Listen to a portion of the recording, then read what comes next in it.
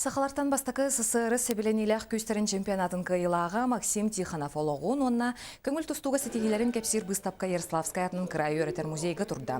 Максим Тихонов намолугун үйеден хейлегеттен төрүттәк бәйтин кемегер чалқай тустуктартан бирдестері. Москвага онна Читага урожай общества кыйлага себеленилях күстер СССР чемпиона РСФСР призера. Быстапкага жекергенен архивыттан картыскалар, наградалара, суруктара онна тутта сылжыбыт маласала көрдөрүгө турда. Терехенге чугас жона өленнәқтірі үхіс нөмірді қоғыз спортивна сколатын етілләтчілері қытыннылар. Хамалға музей бетігер кенеға мұнық тәрілі бетер бей хүрдән өрін көтін тұрамы бүгін.